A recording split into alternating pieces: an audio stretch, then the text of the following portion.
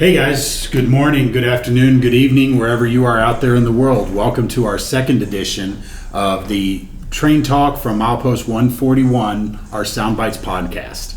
So as you know, my name is George Bogatuk, and this is Norman Carnaby, and we are hosting our podcast here. And so this is kind of a podcast where we're going to talk about some train things that you and I both been working on, projects, things we want to show off. Mm-hmm. And then, of course, we'll talk a little bit of shop, talk a little bit of SoundTraxx products, things like that. So with that, let's kind of just get into it. Yeah, why not? We did the intro last episode. So. We did the intro last episode, and so what we're wanting to do is just kind of remind people what we're doing, give them a little episode, a little taste of what we're doing.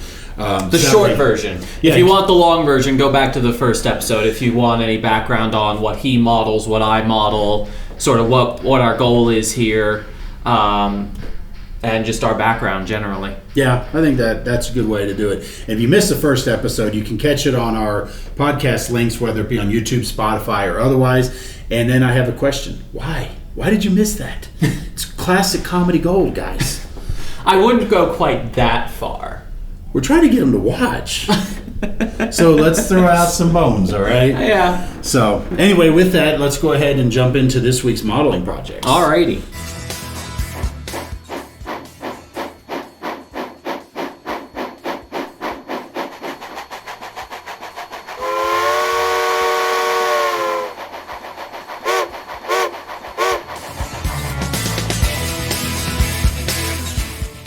So first up, right here in front of me, I have my HO. A lot of you people may be looking at this model and think this is a RS3, and in actuality, it isn't. It's not an RS3. Now, this particular locomotive started life as an RS3, but the Missouri Pacific Railroad, they weren't real happy with the Alco performance overall. So they did this with the RS3s and the RS12s, I believe it was. Mm-hmm. And what they did was they basically gutted all the Alco prime mover stuff out of it and installed an EMD. And so this actually has a 12-cylinder EMD 567, hence the term GP12. So it's a 1,200 horsepower. And they called it GP because GP stood for general purpose, and SW was more of the switchers. And so they called this a GP12, so that general purpose, because the Alco RS was actually a road switcher. Yep. And so they called these the GP, which basically became a road switcher. Now, the Missouri Pacific used these a lot in what they called their traveling switch engines. And what they would do is they would use this to basically kind of go around and do oddball jobs, maybe road switcher jobs, where they go out and do some industries on the line, do some switching in the yard, things like that. So that way, at least they still had the power to be able to do it, but they weren't investing in new equipment. Now, in this particular model, a few things that I did. Now, this started life as a Bowser RS3. Now, one of their newest releases of the RS3 is actually very well detailed. There's a lot of cool stuff on here. And one of the things that it actually came with were these number boards on the corners and the class lights. But the one thing that Bowser did not do was light the class lights and light the number boards. They were just thick plastic. Now, what they did for the class lights was they put the little jewels in there. So it looked like they were reflecting light, but they weren't actually lit. So some of you guys know me and know that that's not good enough, so I had to go and take it apart. And in addition to adding the stuff, now the GP12 things that you can point out, on the top here you'll see these 3 EMD style exhaust stacks that are on the top here, and I've taken and put the spark arresters on them, just following the prototype. And those are actually a mesh, aren't they? That's a wire mesh. It's a see-through product made by Gotham Rail Marine 3D print company. And so they print the body, and then you cut the mesh out of some etched metal mesh, and then you fold it and put it over there. And they give you all the neat little tools. And it's not very expensive, so it's a really cool little addition. Okay. But I will tell you, they are fragile. I believe it. There's 3 on here. I used 4. So gotcha. do the math. But this housing that sticks up above the roof line, and then there's a square box here over the radiator fans, and on here you can see 2 of those EMD style fans that you would typically see on like an F7 or something like that. That was a 3D print that I got from Charlie Duckworth at the Mopac Historical Society. Okay. I will say that I haven't found them on their website since, so they may have printed them and out of them and maybe reordering them. I don't know, but that's where I got it. Okay. So there's a pre-made casting for this, and then the exhaust stack housing. So basically, I just had to cut the body out, make that open, drop that in place, and then sand the top of the roof line flat so I could put this on and then go from there. So that was really the only major changes to the body. Other than the lights. And now the lights took a lot more because the lights weren't open and illuminated. Yeah. So what I actually did was I found some of the old Athearn steam locomotive number boards that they use on like their FEF3s, the 844s. Unfortunately, they're not commonly found, so it took a little bit of time to find them. But I did find some, so I was able to put 4 on here, so 2 pair. And I changed the LED out from that yellow-green that they use, and I used a white LED, put it in there, and then I drilled out the light castings so that I could illuminate the lights. And so inside this had to pop off, and I had to basically rebuild each of the corner things and then put it back together. And then on the underside, I used a pair of Nick's Loco lights. Now, this is Nick of Nick's Trains. He's the guy that's famous for the Decoder Buddy. And I put his Loco lights underneath, so it's got that nice 3D shaped housing for the truck lights. Put crew figures in there, lit everything up, and then, did some touch-up custom paint. But then this also got a weathering job. Yeah. So a lot of the rust and dark that you see is oil paints, actually.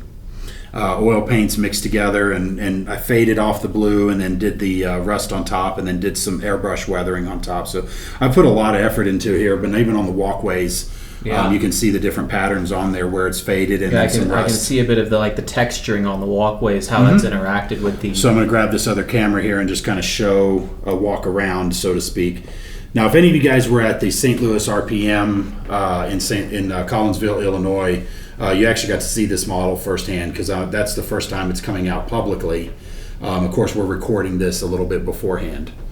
But as you know, for me, I had to install a Blunami. But one of the advantages of the Blunami is I can name all my lights. So when I turn on my headlight, you'll notice this light didn't come on because the long hood is the actual front. Okay. And so I've got it wired up and done inside of there. But when I do, so from this camera angle, I'm looking at the rear of the locomotive. So I turn on the rear class lights, you can see those come on. And then the rear number boards come on. You can kind of see that there in the camera. Okay. And then the rear headlight is on a separate function. So I take it the Mopac ran these long hood forward typically? On this particular model, they were, because the F is designated on the front. Okay. And so this ran long hood forward. And so you can kind of see that there. So on the front, since we've moved the camera over here. So right there. Yep. Well, go ahead and move the camera. We'll show the front lights. Oh. Since it's over there. So we have the headlight on, and then there's the front class light and the front number boards. And then with that, we'll kind of come around here, and you should be able to see those truck lights illuminated. It'd be a little harder to see because they're right above here, and they do shine down, so it's a lot easier to see in the dark. But anyway, so the cool thing is that this gives us the opportunity to model rebuilds over the years. And so when railroads were being frugal in the 60s, 70s, and instead of scrapping stuff, they were rebuilding things. Yeah. And so in this particular case, they put it in with an EMD power. So we're going to go ahead and start it up. And then you'll hear that EMD 567, and it's the 12-cylinder. The funny thing about it, though, is it almost sounds like an Alco to me. Yeah? You can kind of hear it. It doesn't sound like a traditional 567, a 16-cylinder or the 8-cylinder. No. This sounds more like a loping sound, but we'll go ahead and notch it up.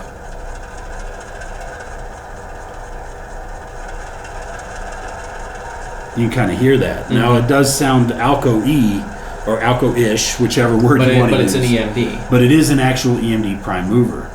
And to show you that just on the screen, we're going to go ahead and go to sound settings. When we go to main sounds, you can see right here on the top of the screen, it says EMD 567 12-cylinder. So it definitely is that particular prime mover. So, but anyway, I'm pretty happy with it. I love the way it's turned out, and the real Missouri Pacific actually scrapped these by, I think the last known photograph I've seen was in 75 or 76.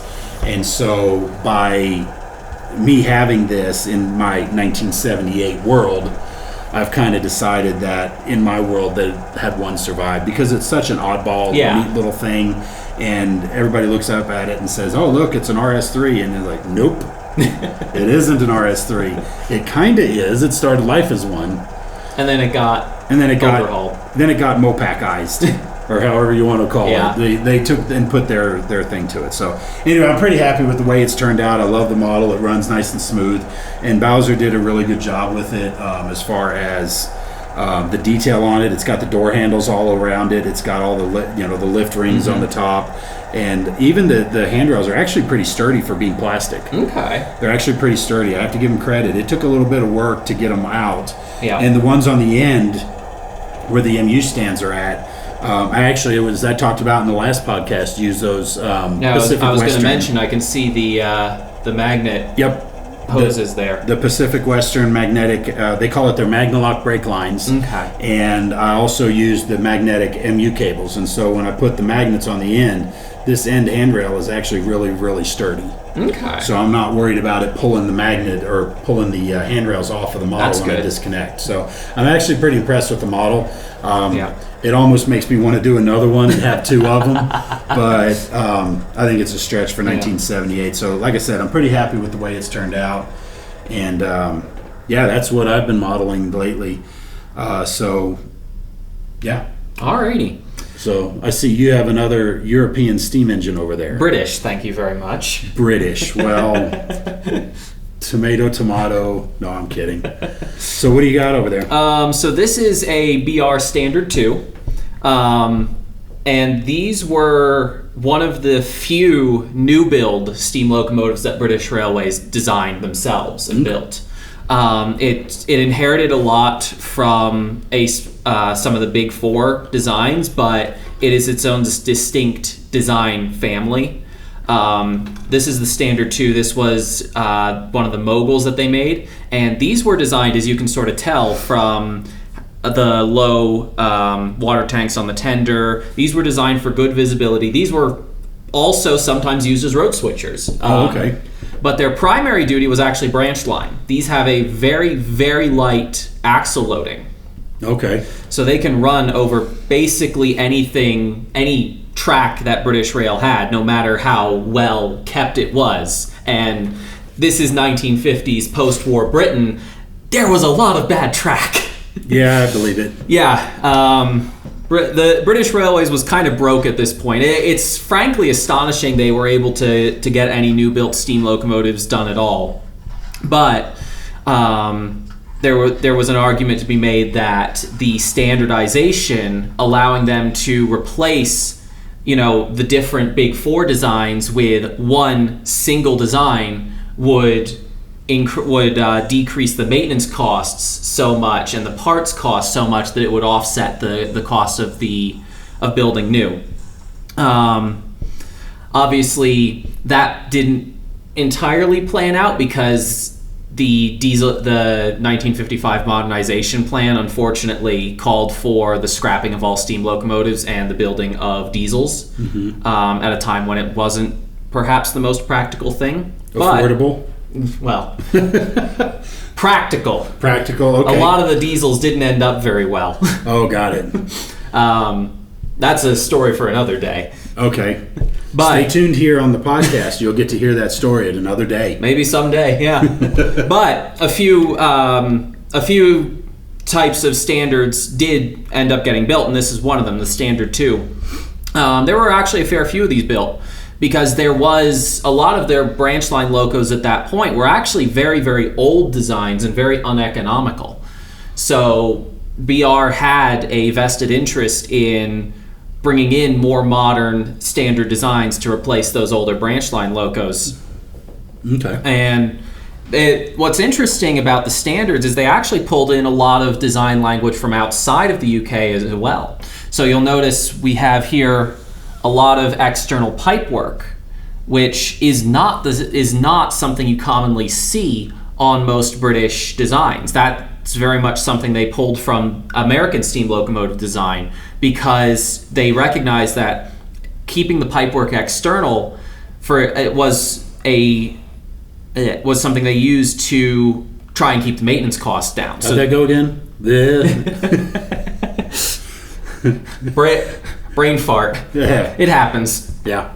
But they used a lot of fittings like that, which allowed them to keep those maintenance costs down. Yeah, the external pipe seems to be extremely helpful when accessing for maintenance and replacing and finding leaks especially. Oh, yeah.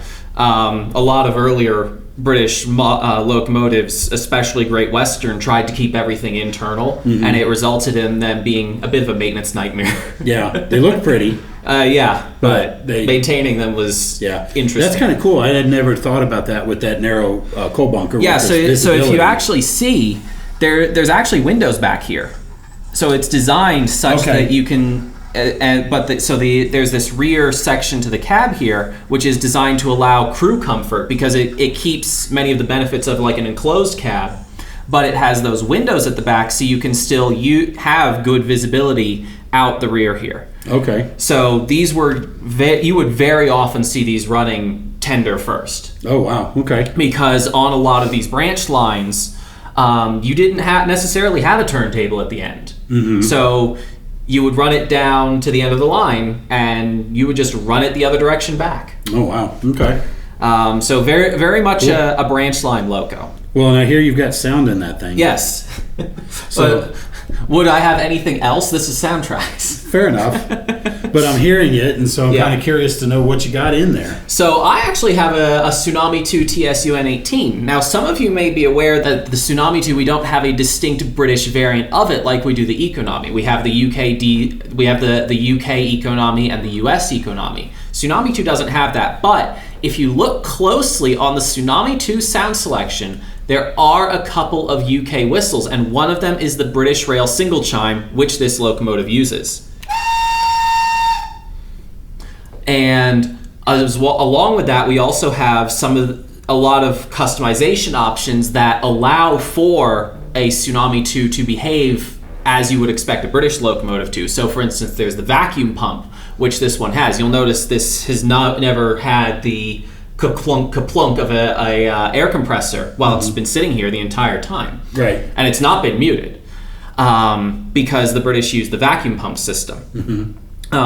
And also using the function mapping to unmap things like the bell. If I press function 1, no bell, because I've unmapped it completely. They didn't use a lot of bells and things Correct. like that, because I also noticed it's kind of sad there's no lights on the front of this thing.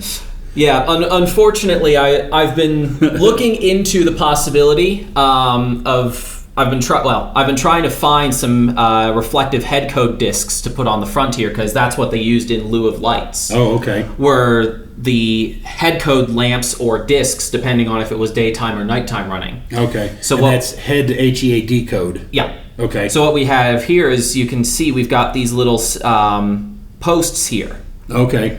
Yep. And what would happen is the engine, whatever type of train you were carrying, there's a specific type of head code associated with it. So, for instance, express passenger is this post, and this post would have a head code lamp for nighttime running, or a head code disc, which is just a little reflective disc for daytime running. And what that does is that allows somebody to look at the train and know, okay, this is carrying this sort of cargo and thus has this priority on the network. Okay.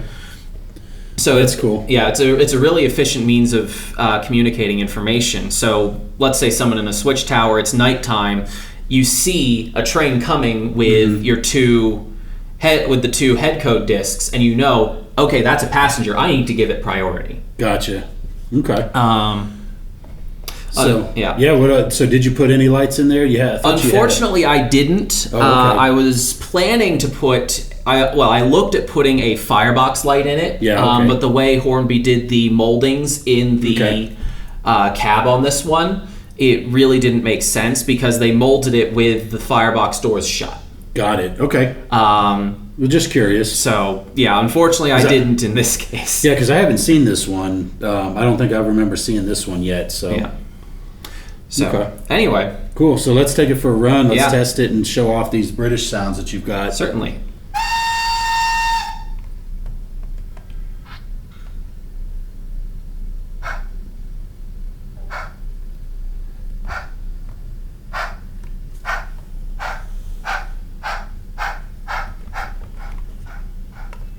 That's cool. You got some momentum built into it and some braking.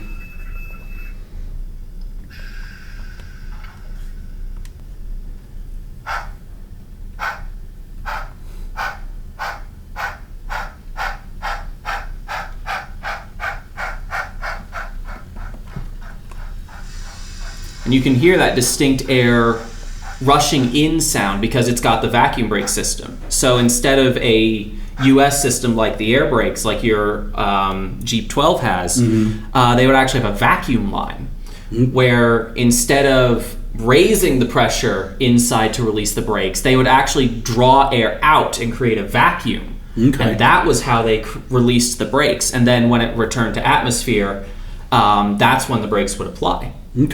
So that's cool. That's similar principle, but different in execution.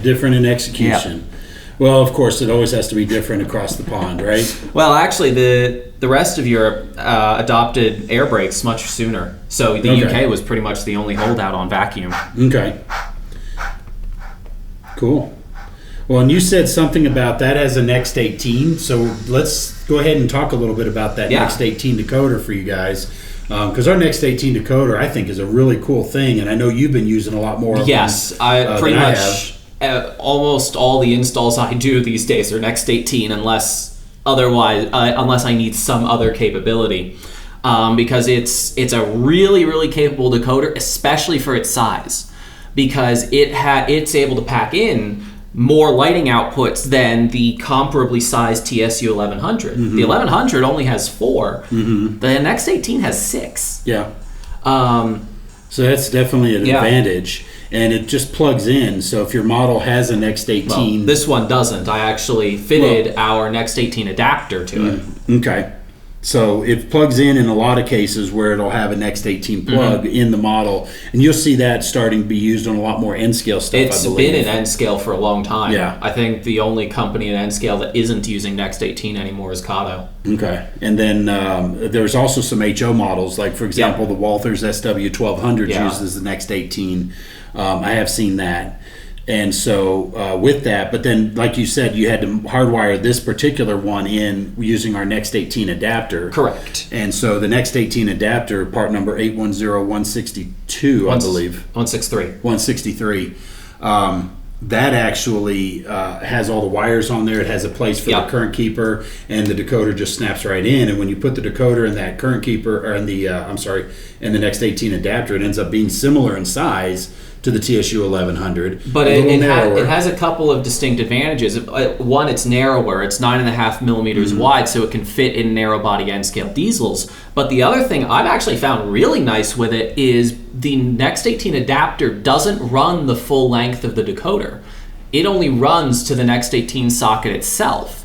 So it's only at its full height for half of its length.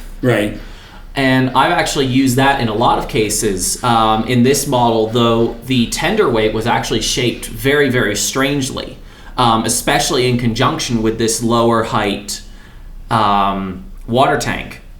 So it made it really hard to fit a typical decoder. Even the 1100, it would have fit, but it really didn't fit well. It had to go in at an odd angle, and I had to do some weird stuff with it when I tried an 1100. But the Next 18, because of that half height over most of its length, it actually fit really well. I was able to put the Next 18 adapter towards the rear here, right under the water hatch, and then the decoder itself extends that way, and I'm able to run all my wires underneath that weight. So it made a really nice installation, and I have 6 lighting outputs for whenever I end up, if I can figure out how to add some more lights to this guy. Oh, I'm sure we can help you with that. That's what magnet wires I'm already working on it. That's what magnet wires I have plans. So the next 18 decoders are really, really versatile. And we do have them available in all of our sounds, whether it's Steam, EMD, EMD2, GE, Alco, Baldwin, and others. Don't forget electric. And then electrics, of course. I gotta get there first.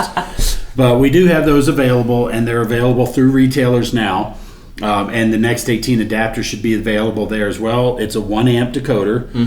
We talked about it's a 1 watt amplifier, and it does have 6 lighting outputs. So it's a great, nice, versatile decoder for small, tight fit installations.